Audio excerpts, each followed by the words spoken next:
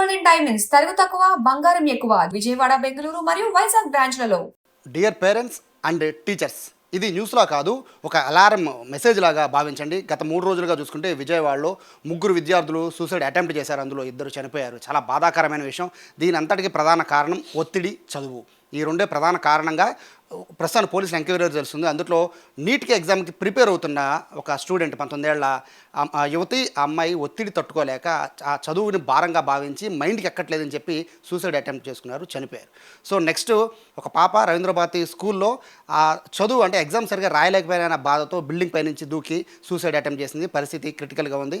ప్రస్తుతం అయితే ఆపరేషన్స్ జరుగుతున్నాయి. నిన్న మరొక బాబు, ప్రభుత్వ పాఠశాలలో చదువుతున్న బాబు, సరిగా చదవలేకపోతున్న నాన్న అని నాన్నకు లెటర్ రాసి మరి సూసైడ్ చేసుకున్నారు. ఆ బాబు కూడా చనిపోయిన పరిస్థితి. వీళ్ళ వయసు ఇద్దరిది 13, 14, ఓ పాపది 19. ఇంత దారుణంగా ఉంది సిచ్యువేషన్. అయితే ఒత్తిడి, చదువు ఈ రెండింటి మీద ఏం చేయాలి చెప్పాలంటే ఒకళ్ళు మాత్రమే ఉన్నారు, మానసిక వైద్య నిపుణులు మాత్రమే దీనికి సొల్యూషన్ చెప్పగలరు. సో ప్రఖ్యాత మానసిక వైద్య నిపుణులు ఉన్నారు, ఇండ్ల రామసుబ్బారెడ్డి గారు. డాక్టర్ గారు నమస్తే. ఇది ఎవరికి చెప్పాలో అర్థం కావట్లేదు సార్. టీచర్కి కౌన్సిలింగ్ ఇవ్వాలా, పేరెంట్స్కి కౌన్సిలింగ్ ఇవ్వాలా అర్థం కాని పరిస్థితి. చిన్న చిన్న పిల్లలు, ఇదో గతంలో మనం చూసేవాళ్ళం ఇంటర్, డిగ్రీ స్టూడెంట్స్ అంటే అది వేరే. బట్ ఈ చిన్న చిన్న వయసు పిల్లలకి ఎందుకు సార్ ఇట్లాంటి ఆలోచనలు వస్తున్నాయి? చాలా బాధాకరమైన విషయం అండి. అందులో ముఖ్యంగా అన్ని విజయవాడ ఈ చుట్టుపక్కల ప్రాంతాల్లో ఈ మధ్య జరిగాయి. కానీ ఒకప్పుడు మధ్య వయసు వాళ్ళు, పెద్దవాళ్ళు సూసైడ్ చేసుకునేవాళ్ళు ఒక 2-3 దశాబ్దాలు కదా. ఎందుకంటే వాళ్ళకి ఏదో వ్యాపార సమస్యలు, కుటుంబ సమస్యలు, భార్య. కానీ గత 10-15 సంవత్సరాల నుంచి ఏంటంటే మధ్య వయసు నుంచి అడలసెంట్ ఏజ్కు అంటే యుక్త వయసు వాళ్ళకు వచ్చాయి. అంటే 18-20 చదువుల ఒత్తిడి. ముఖ్యమైన కారణాలు ఏంటంటే ఈ వయసులో చదువు ఒత్తిడి మెయిన్, మోస్ట్ ఇంపార్టెంట్. మీరు అన్నారు, మనం జరిగిన ఈ 3 కూడా దాదాపు అలాంటివే. రెండోది అంటే రిలేషన్షిప్ బ్రేకప్స్, ప్రేమ వ్యవహారాలు కానీ అదొకటి జరగవచ్చు యుక్త వయసులో. మూడోది అంటే డొమెస్టిక్ రీజన్స్, అంటే కుటుంబంలో అమ్మ నాన్న గొడవలు కానీ, నాన్న లేకపోవడం కానీ, నాన్న ఆల్కహాలిక్ కానీ, ఇలాంటి ఆర్థిక సంబంధమైన విషయాలు అదొకటి. కానీ ఇప్పుడు మనం ఈ 3 ఇన్సిడెంట్స్ ఏవైతే మీరు చెప్పారో ఇవన్నీ కూడా రిలేటెడ్ టు స్టడీస్. అంటే చదువు ఒత్తిడి, పరీక్షల భయము, లేదా కాలేజీ నచ్చలేదనో, కాలేజీలో చాలా స్ట్రిక్ట్ వాతావరణం ఉంది, నేను అడ్జస్ట్ కాలేకపోతున్నాను, నేను ఈ పోటీకి తట్టుకోలేనో, ఇలాంటి కారణాల వల్ల చేసుకున్నట్లుగా ఈ 3 విషయం తెలుస్తుంది. అన్నిటికంటే బాధాకరమైన విషయం అంటే వీళ్ళు చాలా చిన్న వయసు, 12 సంవత్సరాలు, 13 సంవత్సరాలు. అంటే వాళ్ళకేం పెద్దగా తెలియదు, ఇంకా లోకం అంటే తెలియదు, మానసిక పరిపక్వత ఉండదు, భవిష్యత్తు ఏంటో తెలియదు, ఏమీ తెలియని వయసులో వాళ్ళు చేసుకున్నారు. కాబట్టి ఇవన్నీ చూస్తుంటే అంటే ఒకటే విషయం అంటే, ముఖ్యమైన విషయం అంటే తల్లిదండ్రుల బాధ్యత అనేది చాలా ఇంపార్టెంట్. ఇప్పుడు మనం స్కూలు, టీచర్లను, చదువును ఒకవైపు మనం నిందిస్తూ ఉంటాం, ఆ స్కూల్ అలాంటిది, ఆ కాలేజ్ అది ఒకవైపు కరెక్టే. కానీ పేరెంట్స్ అనేవాళ్ళు వాళ్ళ పిల్లల యొక్క కెపాసిటీ తెలుసుకోవాలి, వాళ్ళ ఇష్టాలు తెలుసుకోవాలి. మన పిల్లవాడి కెపాసిటీ ఏంటి. ఇప్పుడు ప్రతి తల్లిదండ్రులకు మా అబ్బాయి డాక్టర్ కావాలి, ఇంజనీర్ కావాలి, అమెరికా వెళ్ళాలని కోరికలు ఉండడం తప్పులేదు. లేదా తాము డాక్టర్ కాలేకపోయాము, అమెరికా వెళ్ళలేకపోయాము, కనీసం మా పిల్లవాడినైనా పంపించుకుందాము డాక్టర్ అనే ఆశలు ఉండడం తప్పులేదు. కానీ అట్ ది సేమ్ టైం తమ పిల్లవాడికి ఆ కెపాసిటీ ఉందా, అతను చదవగలడా, నెట్టుకు రాగలడా అనేది వాళ్ళకి తెలిసిపోతుంది చిన్నప్పుడే. 5-6 క్లాసుల నుంచి తెలిసిపోతుంది వాని పర్ఫార్మెన్స్ ఏంటి. ఎందుకంటే అందరూ పిల్లలు ఒకలాగా ఉంటారు కదా. ఒకే కుటుంబంలో తల్లికి పుట్టిన 2 పిల్లలు కూడా ఒకడు టాప్ ఉంటాడు, ఒకడు యావరేజ్, బిలో యావరేజ్ ఉంటాడు. కాబట్టి ఆ పిల్లవాడి శక్తిని, టాలెంట్ను, అతని కెపాసిటీని గమనించి అతని భవిష్యత్తు మనం ప్లాన్ చేయాలి. ఎందుకంటే డాక్టర్లు అందరూ ఇంజనీర్లు అయిన వాళ్ళే సమాజంలో బతుకుతారు, మిగతా వాళ్ళకు లేదనేది కాదు. అన్ని రకాల వృత్తులు ఉన్నాయి, అన్ని రకాల జాబ్స్ ఉన్నాయి, అన్ని రకాల వ్యాపారాలు చేసుకోవచ్చు, ఏదైనా చేసుకొని బతికేదానికి ఏదైనా ఉంది. ముఖ్యమైన విషయం ఏంటంటే లైఫ్ అనేది చాలా ఇంపార్టెంట్. చదువు ఇంపార్టెంటే, ఉద్యోగం ఇంపార్టెంటే, సంపాదించడం ఇంపార్టెంటే, అమెరికాకి వెళ్ళడం ముఖ్యం కావచ్చు. కానీ మనిషి బ్రతికుంటే కదా, మనిషి బ్రతికుంటే మిగతా ఏవైనా చదువు కానీ, ఉద్యోగం కానీ, పెళ్లి కానీ, భవిష్యత్తు కానీ, అమెరికా కానీ. అసలు మనిషే లేకపోతే ఇవన్నీ ఎందుకు ఉండవు కదా. ఇక్కడ 3 పాయింట్ ఆఫ్ వ్యూలో ఆడియన్స్కి చెప్పాలి సార్. ఒకటి student point of view, 2 parent, 3 teacher. So 3 point of వ్యూలో ఎలా చూడాలి? అదే ఇప్పుడు మెయిన్గా ఏంటంటే పేరెంట్స్దే, నేను అన్నట్టుగా పేరెంట్స్ తమ పిల్లల యొక్క ఇష్టాలు గమనించాలి. ఇప్పుడు అతనికి డాక్టర్ అయ్యేది ఇష్టం లేదు, అమెరికా వెళ్ళేది సాఫ్ట్వేర్ ఇష్టం, అలాంటి మనం బలం చేసి ఎంబీబీఎస్కు చేర్పించాలనుకోవడం పొరపాటు. కాబట్టి వాళ్ళ యొక్క అభిరుచి మేలకే మనం ప్లాన్ చేయాలి, నెంబర్ 1. రెండోది వాడి కెపాసిటీ గమనించాలి. వాడు ఎంత కెపాసిటీ ఉంది, నిజంగా నెగ్గుకు రాగలడా, ఈ ఎగ్జామ్ నీట్ యూజీ రాయగలడా, లేదా జేఈ రాయగలడా. ఒకవేళ రాలేకపోతే వేరే దానికి పంపించడం అంతే. ఏం అది చదివితేనే వాడు బతుకుతాడనేం కాదు కదా. వాడు బతికి సక్సెస్ కావాలంటే ఏ ఫీల్డ్ అయినా పైకి రావచ్చు. కాబట్టి అది తల్లిదండ్రుల బాధ్యత. ఇంకొక బాధ్యత ఏంటి, తల్లిదండ్రులకు చిన్నప్పటి నుంచి పిల్లవాడిని ఆ కమ్యూనికేషన్ అంటే ఫ్రీగా మాట్లాడుకునే ఒక వాతావరణం క్రియేట్ చేయాలి. ఇప్పుడు చాలామంది పిల్లలు ఏం చేస్తారు, నాన్నకు అమ్మకు చెప్తే వాళ్ళు ఫీల్ అవుతారేమో, వాళ్ళు బాధపడతారేమో అని మనసులో పెట్టుకొని వాళ్ళకి ఇష్టం లేకపోయినా చివరికి ఆత్మహత్య చేసుకో. అలా కాకుండా తల్లిదండ్రులతో ఫ్రీగా కూర్చొని మాట్లాడే అవకాశం ఉందనుకోండి, ఓపెన్గా చెప్పేశారు, నాన్న అమ్మ నాకు ఇష్టం లేదు, మీరు నన్ను బలవంతం చేయొద్దు అని గట్టిగా చెప్పి, అలాంటి వాతావరణము అంటే ఆ కమ్యూనికేషన్ ఫ్రీగా ఉండేటట్టుగా ఉండే వాతావరణం కూడా తల్లిదండ్రుల బాధ్యత. ఇంకొక ముఖ్యమైన విషయం ఏంటంటే, తల్లిదండ్రులు ఆ అథారిటీ అంటే నేను చెప్పిందే వినాలి, నువ్వు చదవాల్సిందే లేకపోతే లేదు అని అథారిటేరియన్ అంటారు. అలాంటి మనస్తత్వం కాకుండా ఇచ్చిపుచ్చుకునే ధోరణి, వాళ్ళతో కూర్చొని డిస్కస్ చేసి, నాన్న ఇది మంచి చెడు వివరించి, దీంట్లో ఇది చదివితే ఇలా ఉంటుంది, దీంట్లో కాకపోతే ఇలా ఉంటుంది, నీ ఇష్టం మేమేం బలవంతం చేయమని వాని ఇష్టం తీసుకొని ఆ విధంగా డిస్కస్ చేసి వానికి నచ్చజెప్పి చేస్తే మంచిది. అలా కాకుండా no you have to do this అంటే వాడు సరే అంటాడు, పాపం ఏం చెప్పలేక తర్వాత ఇలాంటి ఆత్మహత్యలకు పాల్పడతాడు.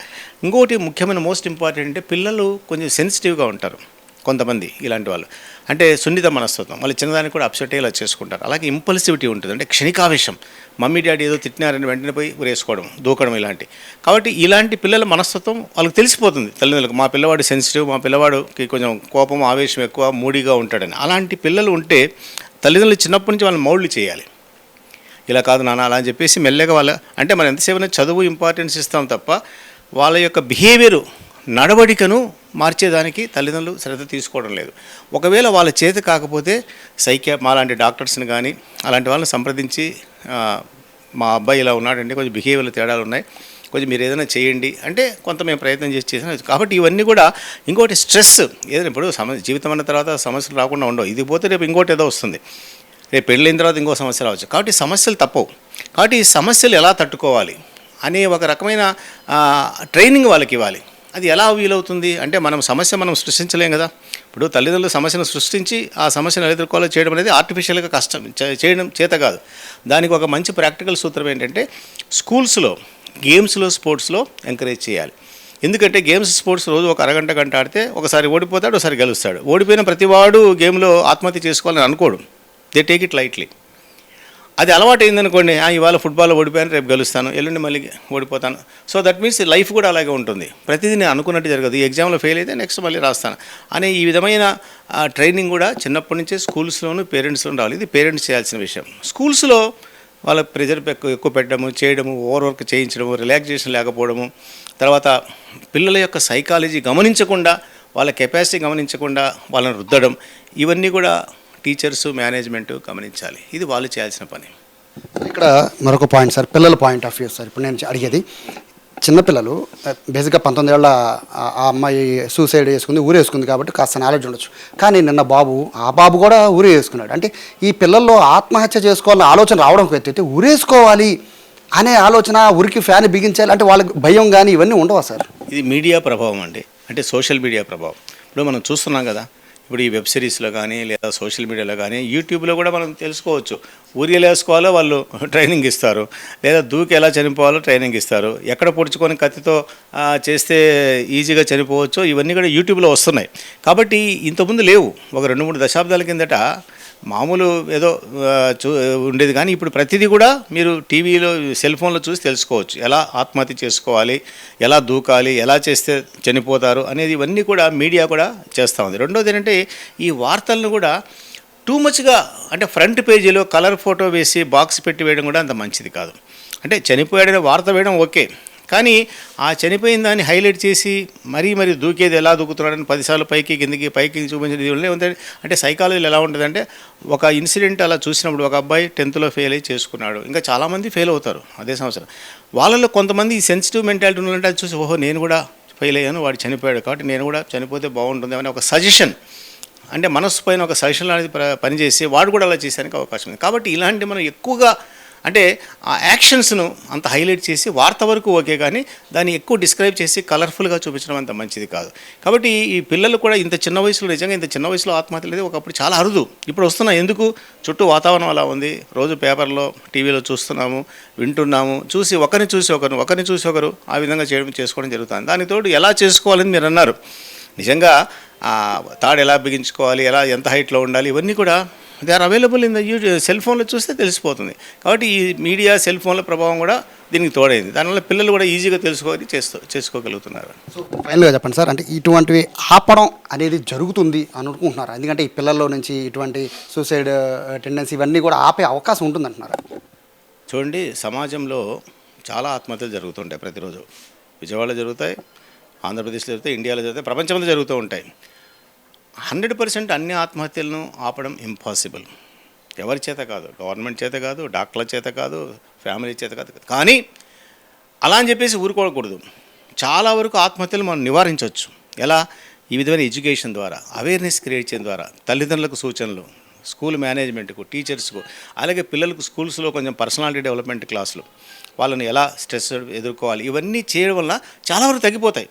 అలాగే ఇంకోటి ముఖ్యంగా మేము మా ప్రాక్టీస్లో చూస్తున్నాం, చాలామంది అడల్సెంట్ డిప్రెషన్ అనే ఒక మానసిక వ్యాధి గురై, బలహీనత గురై మా దగ్గర తీసుకొస్తున్నారు. ఆ డిప్రెషన్కు లోనైన వాళ్ళకు, అంటే ఏదో కారణం చేత డిప్రెషన్ వస్తుంది, అలాంటి వాళ్ళకు ట్రీట్మెంట్ ఇస్తే, అది మందుల ద్వారా కానీ కౌన్సిలింగ్ ద్వారా కానీ ఇస్తే, ఆ డిప్రెషన్ తగ్గిపోతే మళ్ళీ వాడు బతకాలనుకుంటాడు. నిజంగా చెప్పాలంటే మా ప్రాక్టీస్లో కొన్ని వేల లక్షల మందిని మేము అలా మాకు తెలియకుండానే కాపాడి ఉంటాం. ఆ మానసిక జబ్బును ట్రీట్ చేయడం ద్వారా, అటు మందులు కావచ్చు, ఇతర సైకలాజికల్ మెథడ్ చేయడం వలన వాళ్ళలో కాన్ఫిడెన్స్ లెవెల్స్ పెరిగి, వాళ్ళు మళ్ళీ ధైర్యంగా ఉండి, మళ్ళీ ఆప్టిమిస్టిక్గా ఉండి బతుకుదామనే ఆశ అనేది కలిగి ఆత్మహత్యలు నివారించడం అనేది దాంట్లో అది కూడా తోడ్పడుతుంది. కాబట్టి ఇవన్నీ చాలామందికి తెలియదు. డాక్టర్ దగ్గర తీసుకెళ్ళాలి, అమ్మో సైకియాట్రిస్ట్ దగ్గర తీసుకెళ్తే ఏమైనా అనుకుంటారని, ఇవన్నీ పోయి ఆ భయాలు పోగొట్టి ఏదైనా కొంచెం తేడా ఉన్న పిల్లలకు వెంటనే డాక్టర్ దగ్గర తీసుకెళ్ళడం, చూపించడం, ఇవన్నీ కూడా జరగాలి. ఇవన్నీ చేస్తే చాలా వరకు నివారించవచ్చు. అలా అని చెప్పేసి ప్రతి ఆత్మహత్య మనం కాపాడగలమంటే that is difficult to say. కానీ అలా అని చెప్పేసి ఒక్క జీవితాన్ని కాపాడినా ఆ కుటుంబాన్ని నిలబడి, ఎందుకంటే ఆత్మహత్య చేసుకున్న అబ్బాయి అమ్మాయి పోవడమే కాకుండా ద ఎంటైర్ ఫ్యామిలీ సఫర్స్. ఇంకా జీవితాంతం ఆ జ్ఞాపకాలతో వీళ్ళు తల్లిదండ్రులు బాధపడుతుంటారు, వాళ్ళ జీవితం నరకప్రాయం అవుతుంది. కాబట్టి ఆ చుట్టుపక్కల వాతావరణం కూడా దెబ్బతింది. కాబట్టి పిల్లలు ఈ విధంగా ఇవన్నీ గమనించి, ఎలాంటి స్ట్రెస్ వచ్చినా ఏం పర్వాలేదు, ఇది కాకపోతే ఇంకోటి ఆప్షన్స్, లైఫ్లో ఆప్షన్స్ చాలా ఉంటాయి, చాలా ఆప్షన్స్ ఉన్నాయి. గట్టిగా చెప్పేసి మొండిగా తెగించి చెప్పడం, అమ్మ నేను చదువుకొని అయిపోయింది దర్శాలు వింటే వినండి, లేకపోతే లేదని చెప్పేసి వాళ్ళలో అలాంటి అసర్టివ్నెస్, కాన్ఫిడెన్స్ వచ్చేది కూడా తల్లిదండ్రులు వాళ్ళని డెవలప్ చేయాలి. అలా చేసినప్పుడు చాలా వరకు ఆత్మహత్యలను మనం నివారించగలిగిన వారు అవుతాం. థ్యాంక్ యూ సార్, చాలా వాల్యుబుల్ ఇన్ఫర్మేషన్ ఇచ్చారు. ప్రతి ఒక్క తల్లిదండ్రులు, టీచర్లు, డాక్టర్ గారు చెప్పింది చాలా జాగ్రత్తగా గమనించండి. Observation is more important. ఎందుకంటే పిల్లలు ఎలా ఉన్నారు అనే మానసిక స్థితిని తెలుసుకోవడమే తల్లిదండ్రులది, టీచర్ల ముఖ్యంగా అది బాధ్యతగా పెట్టుకుంటే కనుక ఇటువంటి సూసైడ్స్ అనేవి జరగకుండా ఉంటాయి. సో ఇప్పుడు దాకా జరిగిన ఘటనలు అనేది పక్కన పెట్టేస్తే, రేపు ఇటువంటి ఘటనలు జరగకుండా ఉండాలంటే ముందు మీ పిల్లల పట్ల లేదా మీ స్టూడెంట్స్ పట్ల మీరు ఎలా బిహేవ్ చేస్తున్నారు, వాళ్ళని ఎలా గమనిస్తున్నారు అనేది ఖచ్చితంగా తెలుసుకుంటే కనుక ఇటువంటివి చాలా వరకు తగ్గే అవకాశం అయితే ఉంటుంది అనేది డాక్టర్ గారు చెప్తున్నాను బట్టి అర్థమవుతుంది. కెమెరా పర్సన్ వినయ్తో సాయి, సుమన్ టీవీ, విజయవాడ నుంచి.